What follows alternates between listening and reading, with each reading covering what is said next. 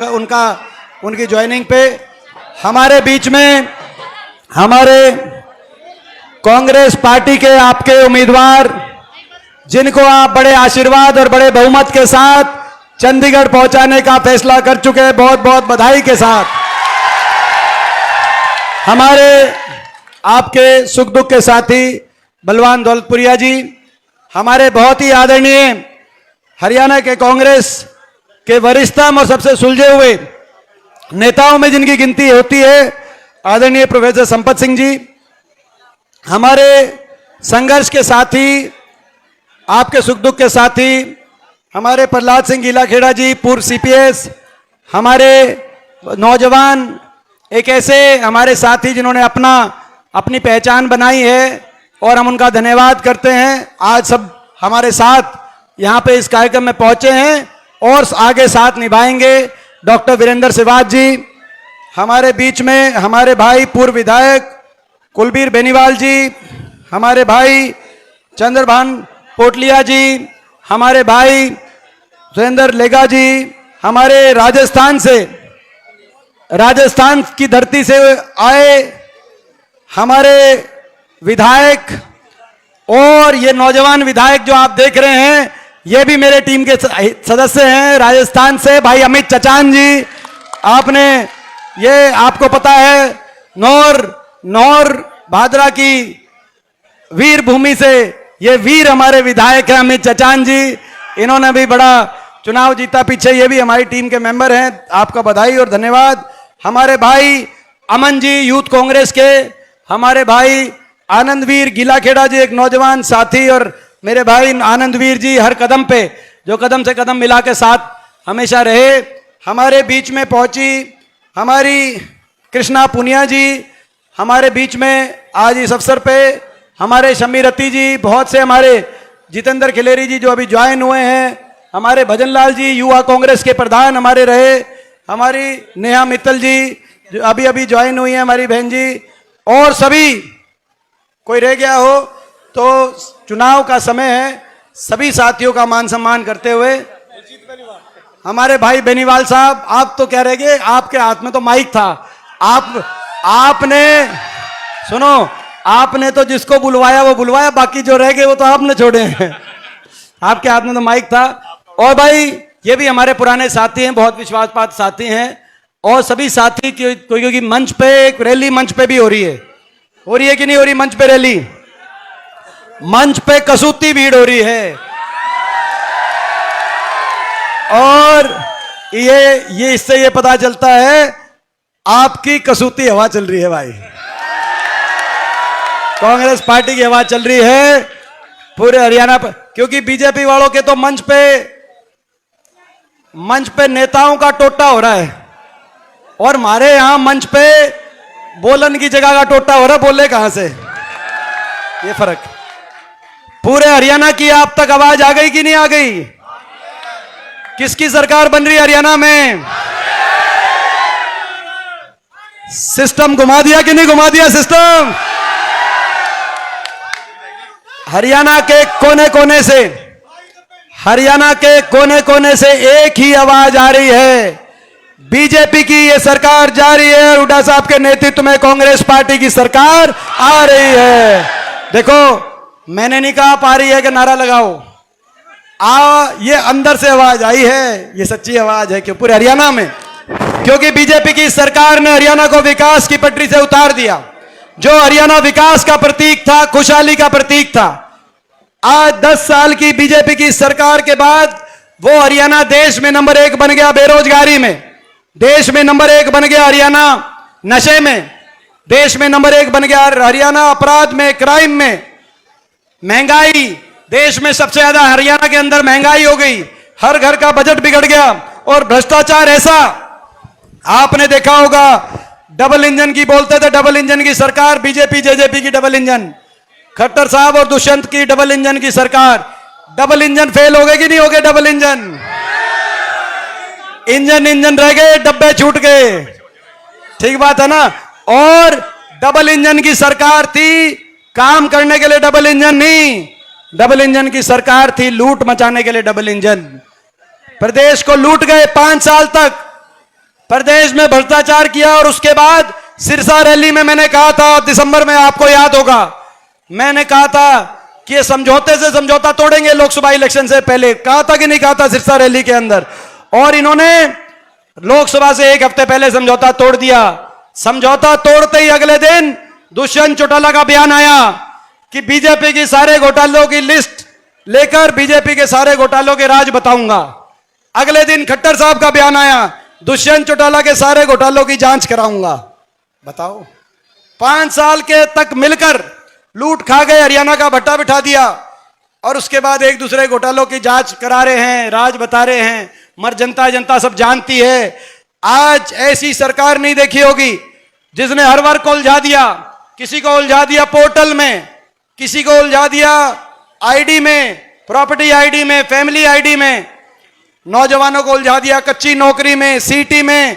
पक्की भर्ती खागी कि नहीं भी खागी बीजेपी?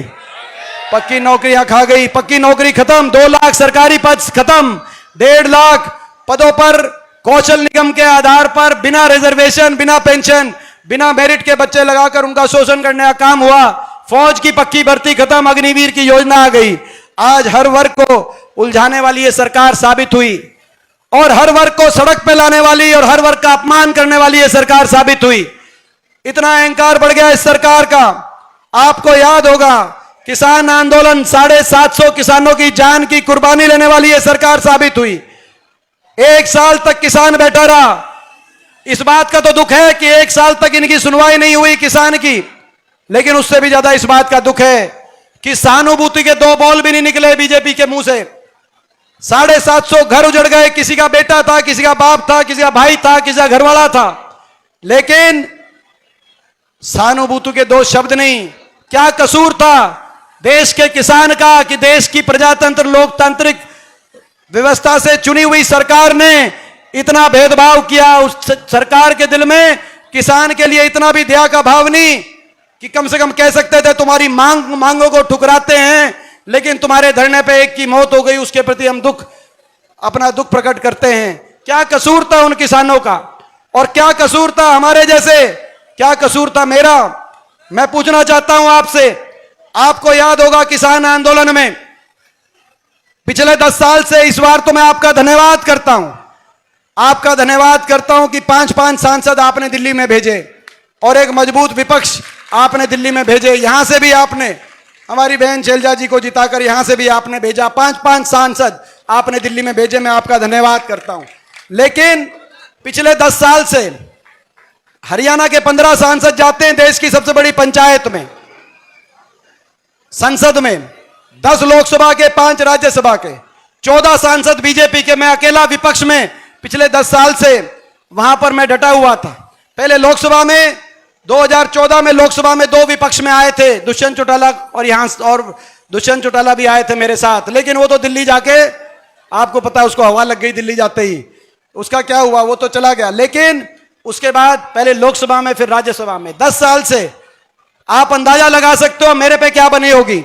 किसान आंदोलन में हरियाणा के 15 में से 14 बीजेपी के सांसद, अकेला जब मैं खड़ा हुआ लोकसभा के अंदर, राज्यसभा के अंदर, संसद में, और मैंने कहा कि किसान की बात नहीं मानते तो कम से कम सहानुभूति के 2 शब्द प्रकट कर दो।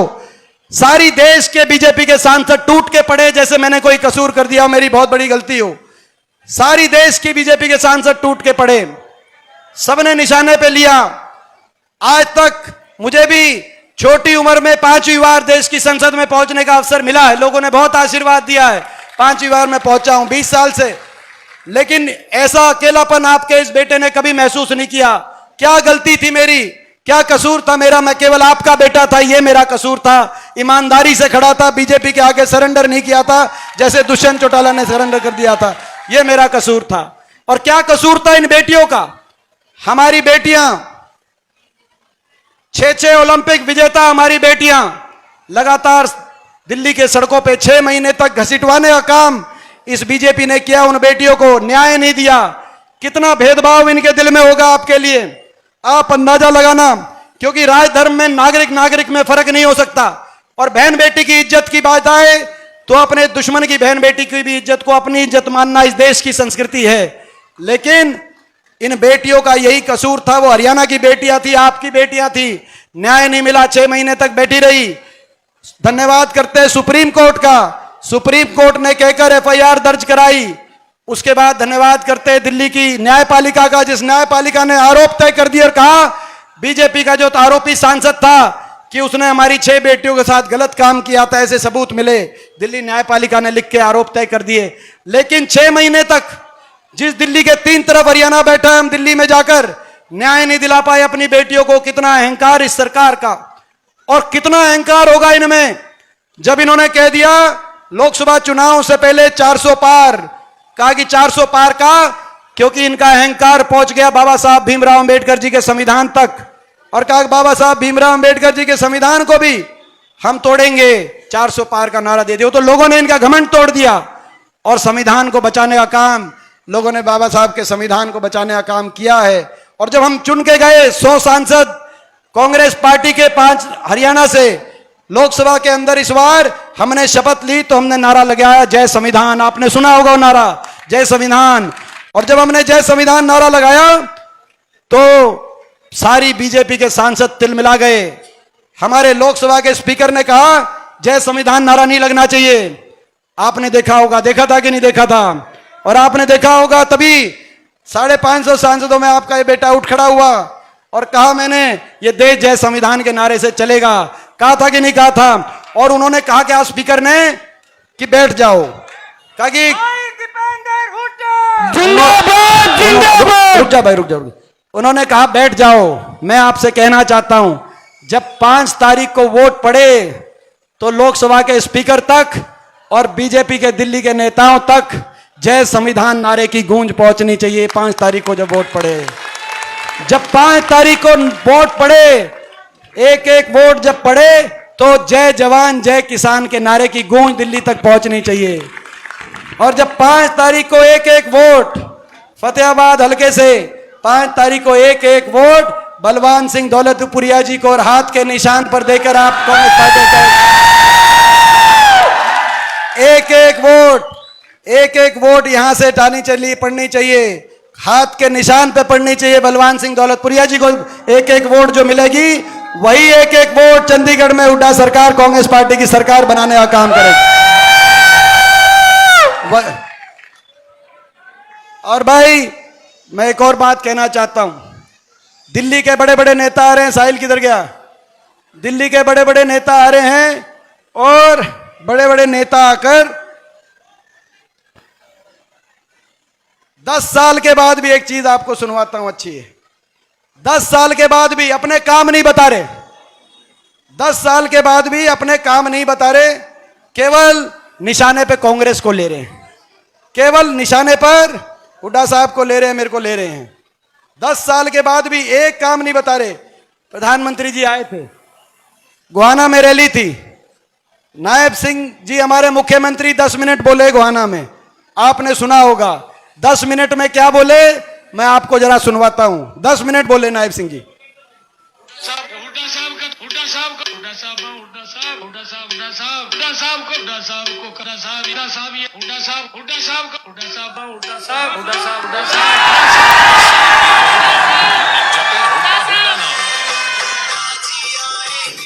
भाई देखो 18 बार, कल की बात है, ये अपना रिपोर्ट कार्ड बता रहे हैं प्रदेश की जनता को प्रधानमंत्री जी के आगे। और प्रधानमंत्री जी जब बोले तो उन्होंने कहा कि कांग्रेस में मुख्यमंत्री की बात चल रही है, कौन मुख्यमंत्री बनेगा। तो मैं धन्यवाद करता हूं उनको, कम से कम ये वो मान गई पूरी बीजेपी कि कांग्रेस की सरकार बन चुकी है, तभी मुख्यमंत्री। तो भाई देखो फतेहाबाद हल्का, ये भाई फतेहाबाद हल्के में जो अभी मौजूदा विधायक हैं और मौजूदा सरकार है, उन्होंने भट्टा बिठाने में कोई कसर नहीं छोड़ी। ठीक कह रहा हूं ना? तो भाई आप एक बात मान के चलना, जो आप यहां से आशीर्वाद दोगे, बड़ा आशीर्वाद देना, चंडीगढ़ से खाली हाथ नहीं, आज चंडीगढ़ से खाली हाथ नहीं आने दो। भाई कामों की 8 तारीख के बाद देखो, 5 को भाई आप पूरा आशीर्वाद देना, 8 के बाद भाई वो तो जो डबल इंजन था वो तो हो गया फेल। ये डबल इंजन, इसी डबल इंजन को जिता दूंगा। और 8 तारीख के बाद आपके कामों का मीटर हम खींच देंगे भाई। बताओ मंजूर है तो बताओ। और मैं सभी साथियों से कहना चाहता हूं, अपने सभी साथियों को धन्यवाद करना चाहता हूं, क्योंकि बहुत लोग मेहनत करते हैं। किसी भी पार्टी में बहुत लोगों का अधिकार होता है मेहनत करना, टिकट मांगना, और सही अधिकार होता है, मगर केवल 90 उम्मीदवारों को मैदान में उतारना किसी भी पार्टी की मजबूरी है। लेकिन सरकार बनती है तो उसमें सबका साझा, क्योंकि सबकी साझे की मेहनत से ये जो आज माहौल बना हरियाणा प्रदेश का, मैं सभी साथियों से कहना चाहता हूं, मैं धन्यवाद। आप सब मेरे आग्रह पे आज आए, आज आपने पूरा समर्थन दिया। ये जो 1 हफ्ता बचा है, इस 1 हफ्ते में आप हमारी बात का ख्याल रखना, पूरी ईमानदारी से, सभी साथी पूरी ईमानदारी से मेहनत करना, आप हमारा ख्याल रखना, ताकि हम 8 के बाद आपका भी पूरा ख्याल रखें, पूरा मान सम्मान रखें। ये मैं कहना चाहता हूं सभी साथियों का, भाई आप हमारा जो आज हम यहाँ पे आए हैं उस बात का मान सम्मान आप पूरा रखना, ताकि हम भी आपका जो सरकार बनेगी उस सरकार में आप सबकी भी हिस्सेदारी होगी, आप सबका भी मान सम्मान रखना हमारी जिम्मेदारी होगी। बताओ भाई ये मंजूर हो तो बताओ भाई। बहुत बहुत धन्यवाद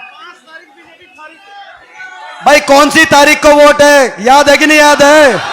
कौन सी तारीख? 5 तारीख बीजेपी फारिग कर दो इनको।